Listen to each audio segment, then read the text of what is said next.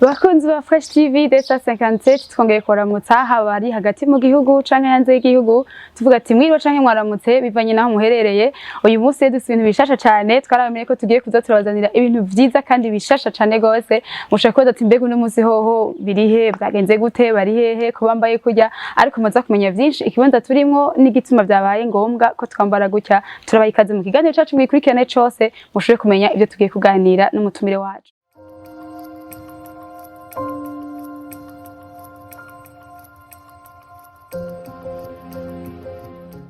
Reka rero ko ndabibabwiye tumuhe ikaze watwakiriye maze ashaka kutwidondora umenye tuko turaganira hama twinjiye mu kiganiro cyacu nyezina turabaha ikaze. Murakoze cyane ni Sabbas nziza. Ego. Umuririmbyi w'indirimbo mpimbazamana. Umukinyi n'umwanditsi w'amareresi canke umukinyi wa film umu acteur. Ego. Nkaba n'umu styliste. Créateur de mode, styliste et créateur de mode. Wow. Turabaha ikaze rero muri studio za Tino muri studio twishikiye mu karere canke mu kibanza turabaha ikaze mu kiganiro cacu kuri Fresh TV desa 57 ikiganiro ico nshoboye. Nibaza ko mumaze kumva ibintu vyinshi ashoboye birenze bitatu ariko muturavye ingene twambaye muce mu nico tugiye gukorera ko cyane gose nubwo nibindi za kubidushishirizamwo gato. Nibaza ko mumaze kubona ukuntu tubereye bataravuga vyinshi vraiment ama commentaire naza ko yatanguye. Ego Sabbas watubwiye ko usanze muri indirimbo mpimbazamana usanze kandi wambika abantu usanze kandi mukinyi w'amafilme ibintu bitatu ushaka kumanaginga gute byose kandi bikagenda neza ko tuguma tubona ibikorwa byawe tukabona uko bigenda byose atana kimwe kigera gihagarara. Murakoze cyane burya ibintu atari ibyo wihaye canke atari ibyo wirunzemwo ahubwo ari ibintu biri muri wewe biroroha. Biroroha kuko cyo utegerezwa gukora nukumenya ingene ugabura umwanya n'ingene ivyo bintu byose bikoreka kugira ngo ntagire kimwe gipfa canke ntagire ikici kindi. Umwanya wo gukina filme no kuvuga ngo mbazi yuko kino gihe ngomba gukina filme. Umwanya w'indirimbo mbazi ngo kino gihe ngomba kuja mu ndirimbo ariko kandi umwanya w'akazi ngiye mwibi bya fashion byo byurumva nakazi ka misi yose. Novuga ngo nivyo bica biza imbere kuruta ibindi ariko navyo ntibingora kuko kenshi dukorera ku ma commande canke ku bakiriya tuba dusanzwe dufise bakoze ama booking tuba tuza ati umunsi munaka turafise marché umunsi munaka turafise akazi mwico gihe ntibeza ngo bigorane ariko kandi nubwo turi hano nko kuri Sabbas style haruguruye no kuvuga ngo sije mba ndiko ndahakorera abandi baba bariko barakora n'igihe umuntu atahansanze baramutunganiriza ariko kandi ibikorwa byinshi novuga ngo nibica kuri telefone mba nsanzwe ndabizi mba nzi ukuntu nagenda bitunganya ku buryo atacica ikindi. Sabbas nimba tari ibanga ryawe niki cyo caratanguye kimwe muri bitatu? Ibya fashion canke kuririmba novuga ngo byaziye rimwe. Irevre kuririmba nivyo byatanguye ariko nshinjira neza na neza mu byo kuririmba nisanze no mu bya fashion navyinjiyemwo bino navyinjiyemwo ntabizi ko arakazi navyinjiyemwo ntazi ko bizombeshaho navyinjiyemwo umengo ni blague kuko muri 2011 je niho najya muri studio ngiye gukora indirimbo zanje à titre personnel. Rero ndiko ndimvira idea ya video ingene video zizogenda nararaba kuko nabona indimbo nyinshi mbona surtout za gospel nabona abantu bambara manoir blanc bambara manoir rouge urumva ego nkiyumvira ati kubera iki hatoboneka umuntu azana quelque chose de nouveau azana ikintu gishasha azana image nshasha adakore kuri ibi bintu umengo ni uniforme izwi yuko umengo nivyo vyamabikora mu ndirimbo za gospel. Nca ntangura kwimvira ikintu nokora ndagenda ngura ibitambara ivyo bitambara ndabitabagura uko nashaka kubiha ndabiha forme nshaka ndabijana ku mutayi ndamubwira ati iki giteranye niki iki giteranye niki iki gishone guki turatangura rero turavyambara mu tugiye mu bikorane tugize gute bamwe ntibabitahura aho numengana ubusazi kandi naje ubwanje nyene nabona ati bino bintu byaje gute bino bintu biko bimera gute ariko mbona bitangiye kugira influence nini ku bantu abantu batangura kunsaba kubikoresha mu mamanza ndibuka umuntu wa mbere yabisavye ati je nabonye ibintu mwambaye nabikunze cyane nshaka yuko mu rubanza rwanje abaserva bazovyambara numva umengo sintahukiwe neza tahuye igituma bagombera mu ndamubwira ati nta ngorane ndabibambika gratuitement abantu baca batangura kumaza ati barya abantu bijya bintu bambaye babikuye hehe ni ndabibambitse akaca atanga contact abandi ati nanje ndabikeneye abandi ati nanje ndabikeneye rero nta byinshi nari mfise ko natanguje umutahe wa 48000 ibihumbi 48 ariko ngenda ndongereza nsanga byarabaye byinshi rero plus twabikoresha natwe mu bikorwa plus none abantu batanguye kuzisolicita ari benshi basaba ko ndabibambika mbona bitangwe kuzana amafaranga nivyo byace bigenda biranshigikira no mu ndirimbo urumva ngo nkunda kuvuga ngo bino bintu bya fashion ni by'Imana yansororeye sinari ndabizi ko bizoba akazi sinari ndabizi yuko bibaho byoba nk'akazi ariko Imana tuyaransororeye murakoze cyane ariko Sabbas ubundi igicatunye ugira beaucoup plus ibintu biri mu mico yacu umengo turavye mukunda kwambika tukaraba baturavye no twambaye barakumengo ni imico y'ikirundi gose ni igikwi cyagusunitse kumva ko ukora cyane ku mico y'ikirundi jewe ubwa mbere na mbere ndakunda culture ndakunda imico kama rero nk'umurundi nk'umunyafrika mba numva umengo nta kintu coza kiruta costume y'ikinyafrika niyo costume yacu niyo costume y'ikinyafrika urubega niyo costume y'umunyafrika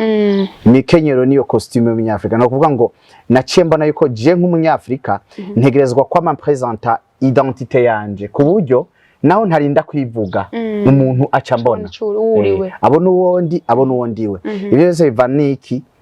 urukundo rwo gukunda iwanyu gukunda igihugu kumva yuko uri fier kumva yuko uri proud kuba uri umurundi ukanezererwa kwitwa umurundi ukanezerwa ku murundi ukaba wumva wo hagara no kwisunzu ugasemera ati genda umurundi kuko igituma igihugu gishobora gutera imbere nuko abene gihugu bagikunda bakaca bagikorera kuko igihe cyose ukunda igihugu uragikorera ariko igihe udakunda igihugu bawumva umengo si wanyu umenga ahubwo no kuhihakana uhihakana rero jewe nkunda cyane culture naho ntaba nambaye ibyo ivyerekana uburundi hano twambaye impuzu y'igiti haka murabona ko mengo nagahuzu karashonye ariko urabona ko ariko impuzu y'igiti yaba niyi nawe wambaye barabona yuko ariko impuzu y'igiti no kuvuga ngo aha umuntu azi kahise canke histoire y'umurundi wari wese ocamenya ati bijya bintu bajya abantu n'abarundi akubonye gusa rero ndakunda gupresenta identité yanje ikindi kintu naco naho twavuga ngo turashaka kwambara neza tubegwe nk'abazungu ntituzokwigera tubarusha kuko bobo nabo n'ivy'iwabo urumva ni nkawo umuco w'iwabo rero bobo ni vyiza yuko umuco wabo bawuteza imbere ariko natwe ntitwibagira umuco w'iwacu si ukuvuga ngo costume sindazambara ndashobora kuvyambara ariko kenshi jewe n'ibintu bishaka kwibaza ama création yanje cane canke ivyo nifondera ahanini biba ari ibintu bijanye n'umuco ivyo rero navyo biramfasha kuko uca usanga atari na benshi bafise niyo ngabe yo kuvuga ati biyumvire murakoze cane gose Sabbas murabona ko umengo acari n'umujene gose nubwo ari umupapa mugabo watubwiye ko watanguje ku mutahe wa 48000 hari abantu benshi rero budusanga ibindi gutangura ndashaka mutahe nta mutahe mfise ndafise akantu nokora mugabo ndashaka kugira mutahe umengo ni ikintu kirekire nige kushaka kugira urwaruka guno munsi kugira ngo ushaka kuba afise ama idea ibintu yo crée mugabo aguma arindiriye wa mutahe uzoshike arindiriye batonto arindiriye bande ari kugira ngo bashobore gushika ikorwa mu ngiro je nkunze kwigisha abantu byari harantu ariko ndigisha abajene ndakunda kwigisha kuvugana n'abajene cyane kwigishanya gufashanya n'abajene ndiko ndigisha ndababwira ati burya umuntu afise abansi bane je nkunda gufata abansi bane bakuru benshi babiyumvira abansi ni wa muntu muhura akakuvuga nabi wa wundi yagutwenze wa wundi atakuvugisha ukumva umengo niyo mwansi wawe ariko abo sabansi uwo nta n'impamvu yo kumugira umwansi kuko hari ni gusanga ari umwe ahetse umugisha wawe uno munsi Jessica turabonanye ariko sinzi inyuma yibi birashoboka wewe Imana ikaba yara inyuma yawe ku mugongo wawe hahetse umugisha wiwanje no kuvuga ngo hari umuntu uzompuza nawe uwo muntu akangira umugisha hari abakiriya uzompuza nabo bakangirira umugisha ariko nkaca ngo Jessica ngo yamvuze ngo Jessica yagize gute nkaca ndakugira umwansi nivyo dukunda kugira abansi cyane ariko buriya abansi b'umuntu je nkunda kuvuga yuko ari bane umwansi wa mbere wawe cyangwa umwansi wanje no kutimenya kutitahura kutamenya icuri icimana yakugize kutamenya yuko uhari kugira ngo ubere inyungu abandi kuko ntituhari ku bwacu ahubwo tuhari ku bw'abandi ifo yuko presence canke ukubaho kwa Sabbas kugira uwundi muntu kugaburira kugira uwundi muntu gufashije nico gihe rero igihe nzobaho ntizi yuko Imana yashize potentiel yashize ubutunzi muri jewe yashize capital umutahe muri jewe kugira ngo ndawucuruze n'abandi babeho nico gihe ndashobora gupfa mbona abandi baduga bagera kure ariko jewe ndabarabisha amazi rero umwansi wa mbere no kutimenya kutitaho kutamenya na mission yawe Imana abwiye Yeremiya ngo wewe utarabaho narinda kuzi utaraba urusoro mu nda mama wawe ugira urusoro mu nda mama wawe kandi ngo nari nagutoranije kuba umuvugishwa w'amahanga nubwo ngo na mission azokora Imana yari yizi canke yari yarayishizeho rero na jewe na wewe Imana dushireho ico tubeho mu isi ico tugerezwa gukora rego igutimenye ngo wisobanukirwe ni ngorane ya mbere ikomeye ni umwansi wa mbere w'iterambere umwansi agira kabiri navuze ko ari ubwoba ubwoba igihe cose buza bukwereka ko ibintu bidakunda kandi ibyo bidakunda si uko biba bidakunda oya ahubwo n'ubwo bwoba bukwereka ati hano hantu ntiwoshobora kano gatahe ni gato tuno dufaranga ni dukeyi niwa dutanguza uzohomba niwa dutanguza tuzoherayo abandi batanguza amamiliyoni ufise ibihumbi 50 ntaco wokora ubwo n'ubwoba kandi ni umwansi ariko aratuma twa du 50 minuka tugenda ukatu spendinga ku bintu atasho bimaze kandi twari kugira akamaro tugufata inyungu tuguhaye tuvuye ku bwoba uwundi mwansi n'ubwishime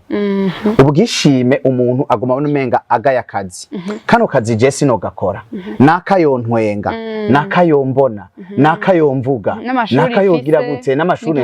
mfise urumva n'igihagararo canje ndi umubogare muri site abo mbona ndiko ndakora kajya kazi bonsuzugura ne umva umukobwa ati je nanje urumva ndi rurangiza abantu bose bantera amashugwe bombona ngiye muri kajya kazi gasuzuguritse nta n'ubuzondamutsa ubwishime n'umwansi akomeye abuza abantu gutera imbere canke gushika ku iterambere ryabo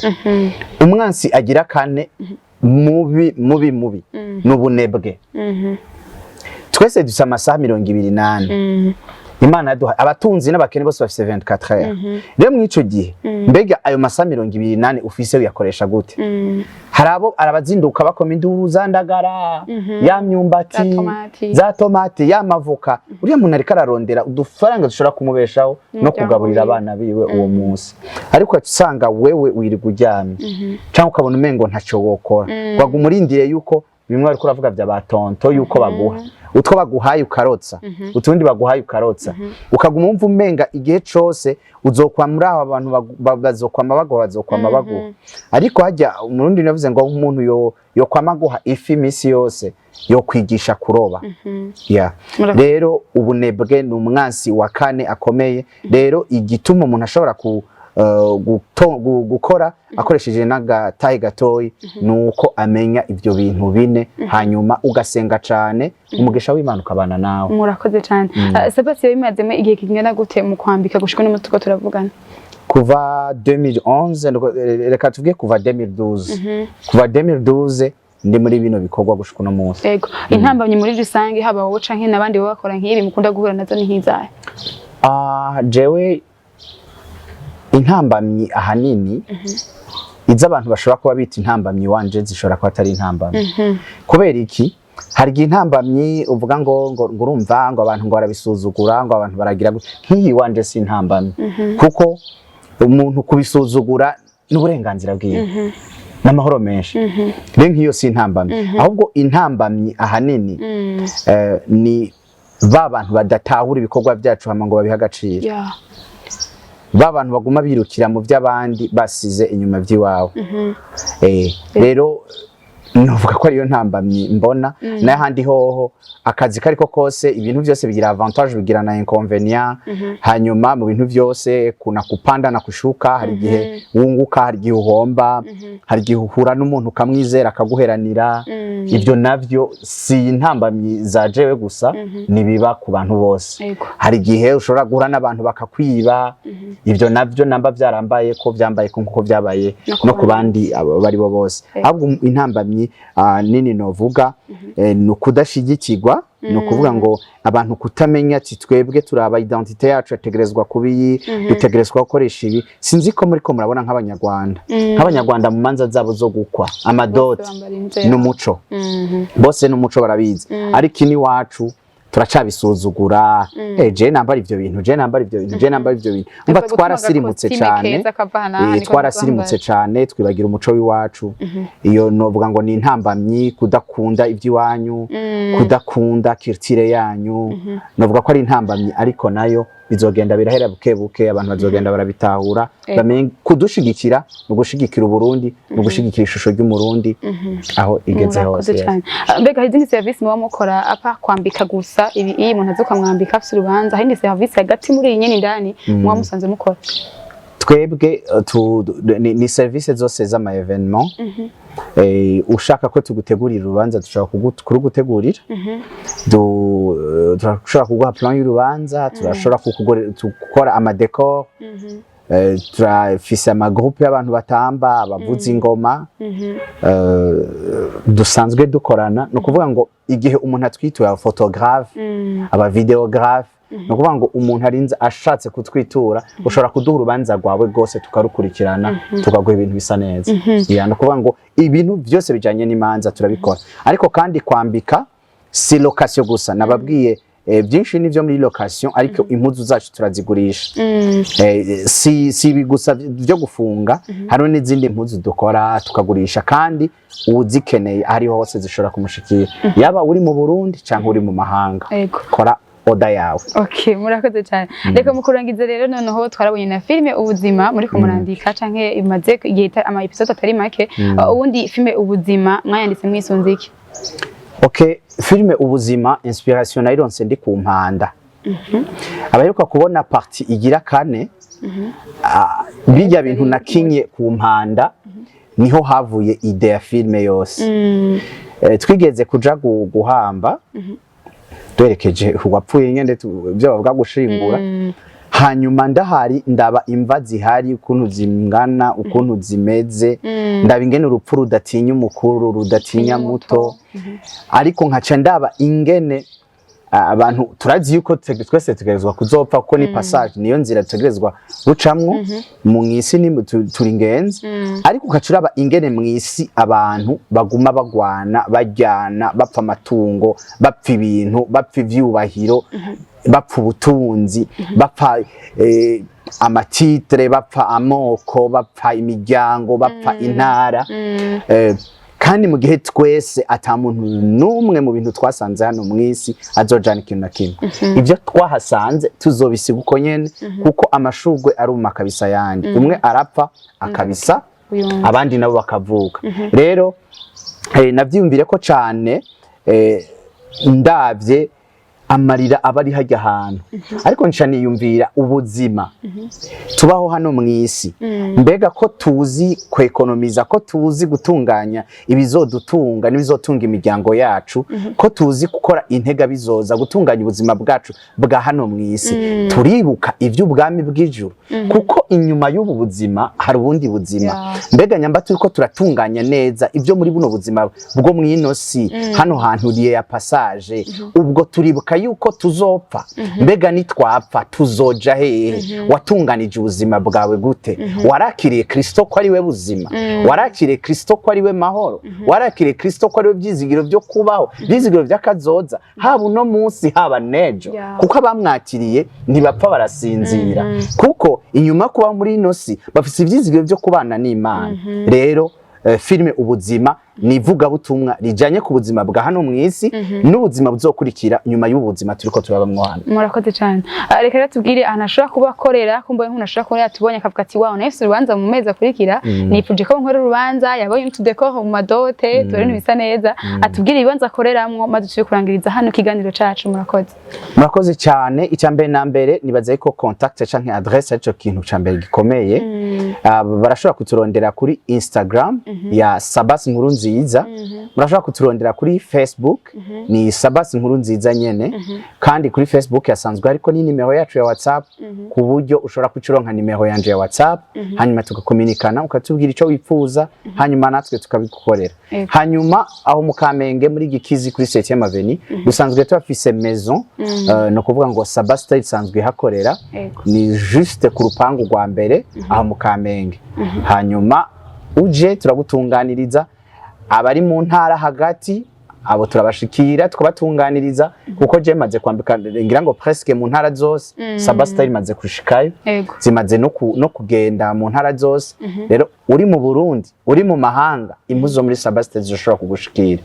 Ikindi kintu naco ciza canke akabijya turafise n'ibindi bikorwa bishasha turiko turatunganya no kuvuga ngo imideri mishasha dushaka yuko izo kwambarwa muri ino 2020. Rero niyo mpamvu tuguma turi ku kazi turiko turiyumvira igikorwa twoshikiriza abarundi abakunzi n'abafana kugira ngo mwame muberewe muri Sabbas Style. Murakoze cyane Sabbas, twashimiye kumwe kutwakira mukazana ikiganiro. Murakoze cyane, mwibuke kuraba filme ubuzima kuri channel ya Sabbas Burundi. Mukurikirane indirimbo dusanzwe turimba nababwiye ko ndumuririmbyi wa gospel. Hariko indirimbo nyinshi ni Sabbas Burundi. Imana ibahezagire. Murakoze cyane gose.